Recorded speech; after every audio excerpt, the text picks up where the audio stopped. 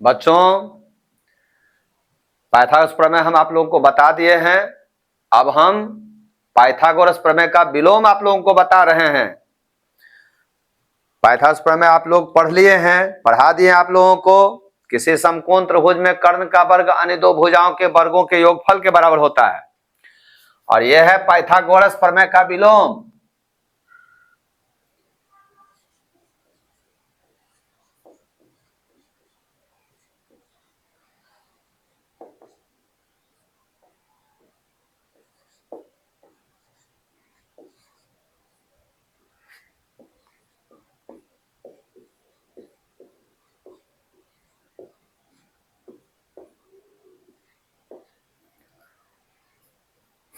एक एक करके हम सब पढ़ाएंगे आप लोगों को, चिंता नहीं करिए, सब बता रहे हैं एक दिन से।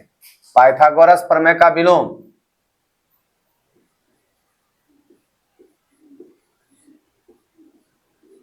किसी त्रिभुज में यदि एक भुजा का वर्ग अन्य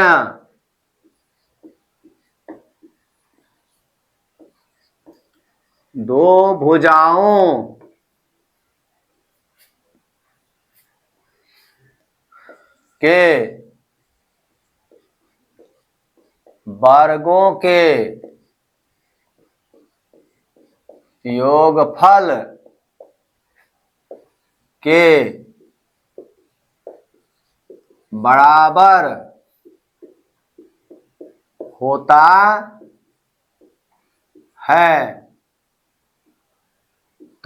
है तो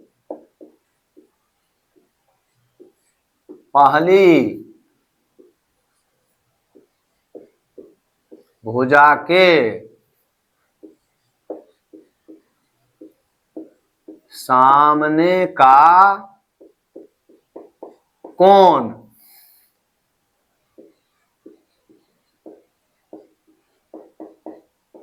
समकोण होता है।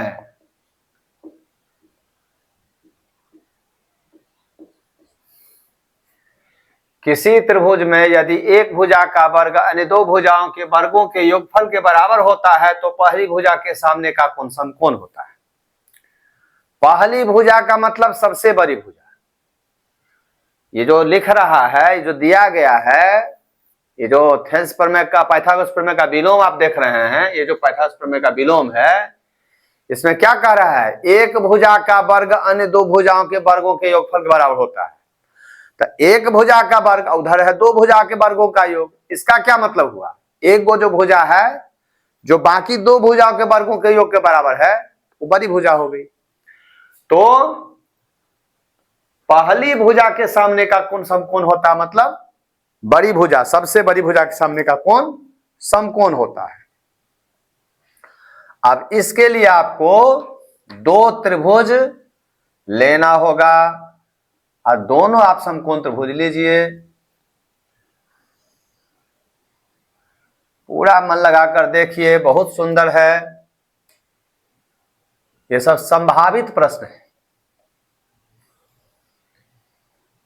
ये हो गया आपका ए बी सी, ये हो गया डी ई एफ, नाम भी कुछ भी रख सकते हैं। और इसमें आपको समकोण काट लेना है, इसमें नहीं काटिएगा। ये हो गया रचना, ये मूल त्रिभुज हो गया। इसमें आप समकोण लीजिएगा, इसमें नहीं, इसको सिद्ध करना है। यहां जो है ना, सिद्ध करेंगे, इसमें समकोण ले लें, रचना है। तो अब हम लिखेंगे विशेष प्रतिज्ञा।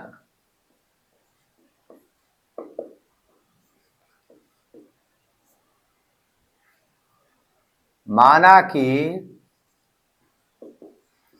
ABC एक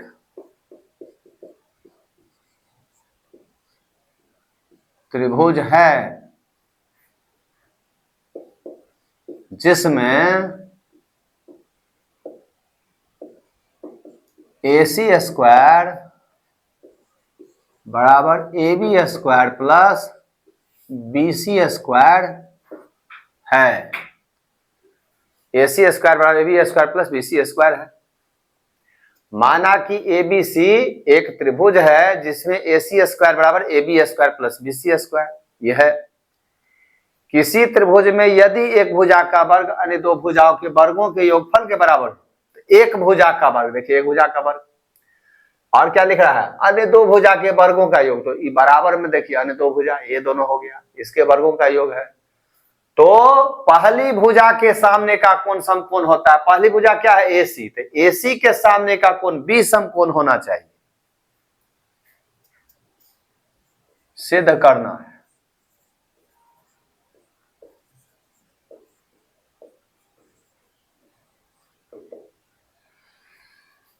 कोण ABC बराबर 90 डिग्री या एक समकोण, यह सिद्ध करना है।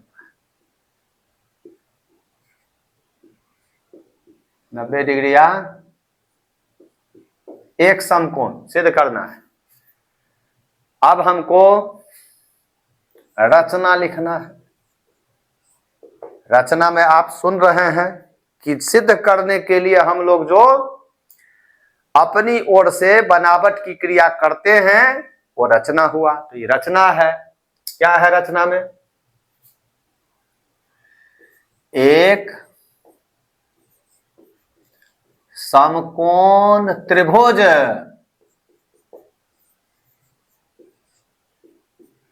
DEF इस प्रकार बनाया।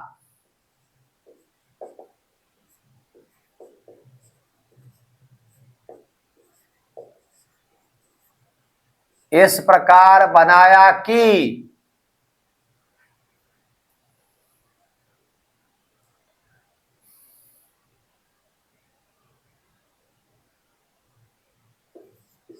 AB बराबर DE, BC बराबर EF तथा कोण DEF बराबर 90 डिग्री है। एक समकोण त्रिभुज DEF, एक समकोण त्रिभुज DEF इस प्रकार बनाया कि AB बराबर DE, ABD, BC बराबर EF और DEF कोण DEF बराबर 90 डिग्री है। प्रमाण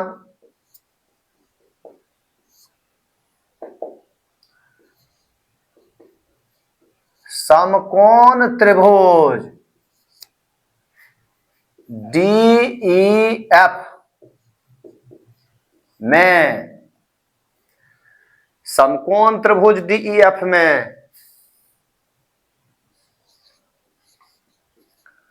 DF स्क्वायर बराबर DE square plus EF square. कैसे? पाइथागोरस प्रमेय से। यह हो गया पाइथागोरस प्रमेय से, क्योंकि यह समकोण त्रिभुज है। पाइथागोरस प्रमेय हम लोग सिद्ध कर चुके हैं। ये कोण समकोण है तो समकोण के सामने की भुजा का वर्ग, समकोण के सामने की भुजा का वर्ग अन्य दो भुजाओं के वर्गों के योगफल के बराबर होता है। ये आप लोग पढ़े हुए हैं, हम पढ़ाए हुए हैं आप लोगों को। तो समकोण के सामने DF हो गया, DF स्क्वायर बराबर DE square plus EF square. किंतु रचना से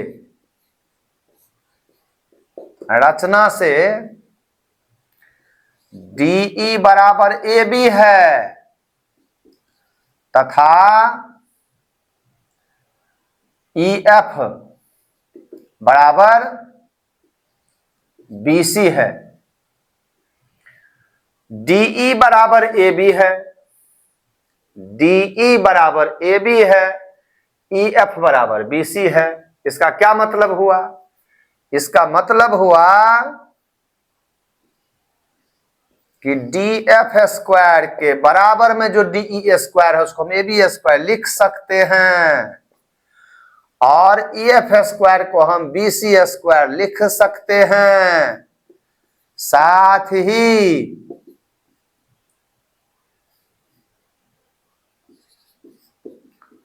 दिया है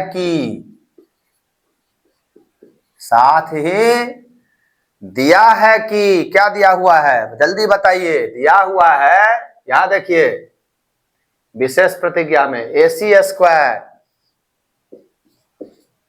बराबर AB square plus BC square, ये दिया हुआ है। अतएव क्या मतलब हुआ? मतलब ये हुआ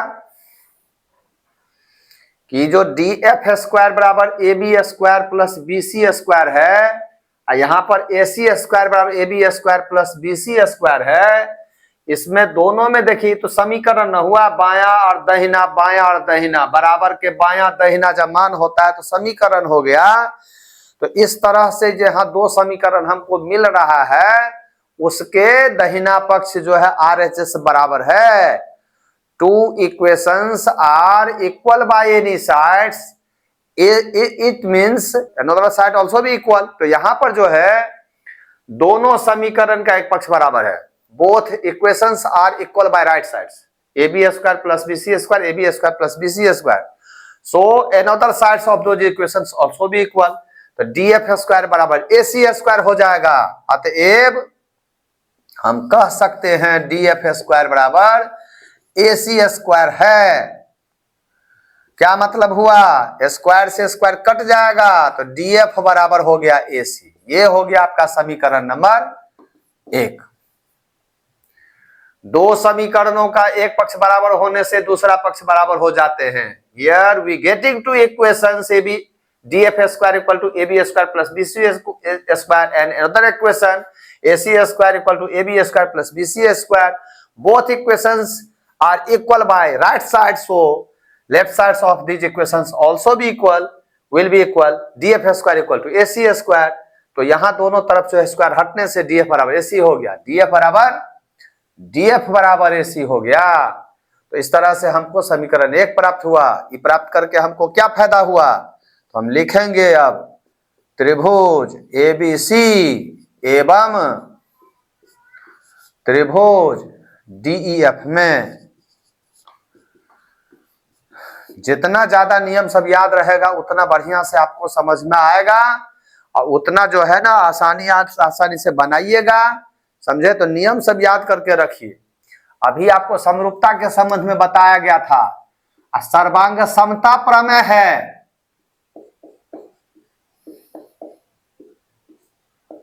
सर्वांग समता प्रमेय जो है वो भी है नंबर 1 में SSS, नंबर 2 में SAS, नंबर 3 में ASA, नंबर 4 में RHS, और नंबर 5 में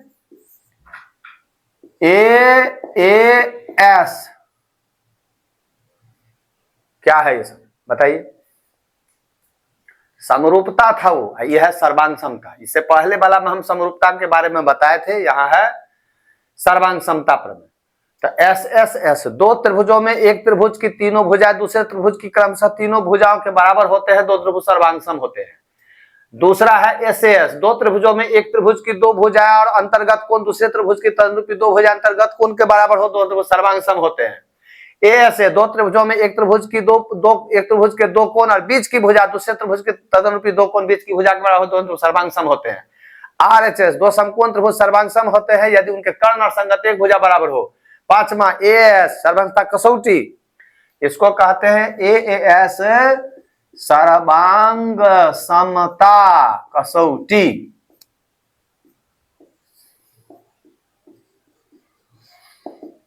तो दो त्रिभुजों में एक त्रिभुज के दो कोण और एक भुजा जो इन कोणों के अंतर्गत नहीं हो, मिलाइए यहां पर इसमें दो कोण एक भुजा है, इसमें भी दो कोण एक भुजा है। तीसरा नंबर, दो कोण एक भुजा, यहाँ दो कोण एक भुजा, लेकिन इसमें देखिए भुजा बीच में, इसमें भुजा साइड में। तो इसका देखिए दोनों को मिलाइए, दो त्रिभुजों में एक त्रिभुज के दो कोण और बीच की भुजा दूसरे त्रिभुज की तदनुरूपी दो कोण बीच की भुजा के बराबर दो सर्वांग सम होता है। इसको देखिए, दो त्रिभुजों में एक त्रिभुज के दो कोण और एक भुजा जो इन कोणों के अंतर्गत नहीं हो, बदल गया, बदल गया, इनके इसमें अंतर्गत है, इसमें अंतर्गत नहीं है। तो कभी यह प्रयोग में आएगा, कभी यह प्रयोग में आएगा। जब भुजा बीच में होगा तो ई लगाएंगे, जब भुजा बीच में नहीं होगा तो ई लगाएंगे। समझ गए? तो यहां पर अब हम यदि सर्वांग सिद्ध कर लेते हैं तो इन्हीं नियमों पर से, ये जो 5 गो लिखा गया है, इन्हीं 5 में से हमको सर्वांग सिद्ध करना होगा। सर्वांग सिद्ध करके क्या फायदा होगा? सर्वांग सिद्ध करने से हमको फायदा होगा, तो सर्वांग के बारे में जब मालूम होगा तब ना, क्या फायदा होगा? जब हम समरूप सिद्ध करते हैं तो वहां पर क्या कहा गया? संगत कोण बराबर, संगत भुजाएं समानुपाती और दो समरूप त्रिभुजों के छेदफलों का अनुपात उनकी संगत भुजाओं के वर्गों के अनुपात के बराबर होता है। दो समरूप त्रिभुजों के छेदफलों का अनुपात उनकी संगत माध्यिकाओं के वर्गों के अनुपात के बराबर होता है। दो समरूप त्रिभुजों के छेदफलों का अनुपात उनके संगत शीर्ष लंबों के वर्गों के बराबर होता है, इत्यादि इत्यादि, वर्गों के अनुपात बराबर होता है इत्यादि। यह है समरूपता का। और यहां पर है, जब दो त्रिभुज को सर्वांग सम सिद्ध कर लेंगे तो सीपीसीटी लागू हो जाएगा, corresponding parts of congruent triangles, CPCT, यानी सर्वांग सम त्रिभुजों के संगत अंग बराबर होते हैं। क्या मतलब? कोण बराबर, संगत कोण बराबर, संगत भुजाएं बराबर, क्षेत्रफल बराबर। तो हमको जब सर्वांग सम सिद्ध हो जाएगा तो ये तीनों में से जिसकी जरूरत पड़ेगी, जिसकी आवश्यकता होगी, हम ले लेंगे। क्या सब है? दो सर्वांग सम त्रिभुजों के संगत कोण बराबर होते हैं, दो सर्वांग सम त्रिभुजों की संगत भुजाएं बराबर होती है, दो सर्वांग सम त्रिभुजों के क्या होते हैं? क्षेत्रफल बराबर होते हैं। तो हम क्या करेंगे? क्षेत्रफल जरूरत होगा तो क्षेत्रफल लेंगे, कोण का जरूरत पड़ेगा तो कोण लेंगे, भुजा की जरूरत होगी तो भुजा ले लेंगे। तो पहले तो सर्वांग सम सिद्ध कीजिए। तो सर्वांग सम सिद्ध करते हैं, देखते हैं क्या होता है। तो सबसे पहले हमने देखा कि ए बी बराबर है डी ई, दोनों त्रिभुज में ए बी सी और डी एफ में। कैसे है? तो रचना से, रचना में हमने लिखा था, देखिए ए बी बराबर डी, रचना है। इसके बाद बी सी बराबर ई एफ, कैसे? रचना में, रचना से लिखिए, रचना से। और इसके बाद ए बी बी सी हो गया, ए सी लिखिए, ए सी बराबर डी एफ, ई कैसे हुआ? समीकरण 1 से, समीकरण 1 से हुआ। अब आप खुद बताइए क्या हुआ दोनों त्रिभुज में? ये तीनों क्या है? भुजाएं हैं। तीनों क्या है? भुजाएं। क्या लागू हुआ? ये वाला एस एस एस। दो त्रिभुजों में एक त्रिभुज की तीनों भुजाएं दूसरी त्रिभुज की क्रमशः तीनों भुजाओं के बराबर होती हैं, तो दोनों त्रिभुज सर्वांग सम होते हैं। तो हम क्या लिखेंगे? अर्थात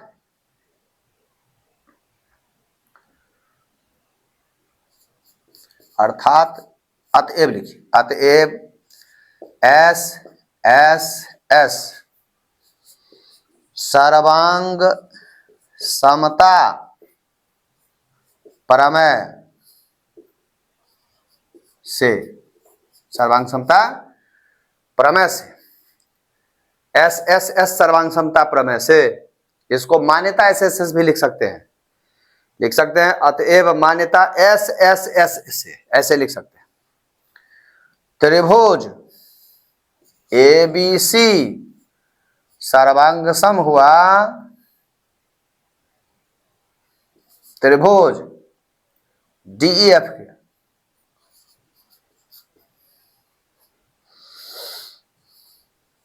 समझ गए? ये दोनों त्रिभुज सर्वांग सम हो गया। तो सर्वांग सम होने के बाद हम लिख सकते हैं C P C T, CPCT से कोण एबीसी बराबर कोण डीईएफ सर्वांग सम सिद्ध करने के बाद यह आपको अधिकार प्राप्त हो जाता है कि संगत भुजाओं को बराबर लिख सकते हैं, संगत कोणों को बराबर लिख सकते हैं, किंतु रचना से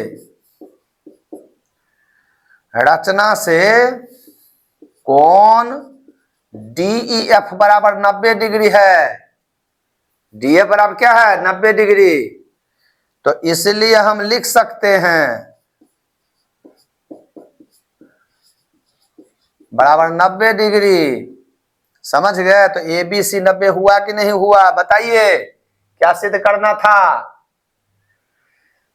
सिद्ध करना है कोण एबीसी बराबर 90 डिग्री, तो क्या लिखेंगे? अतः कोण एबीसी बराबर 90 डिग्री, 90 डिग्री को हम एक समकोण कहते हैं। ये हो गया प्रमाणित। समझ गए?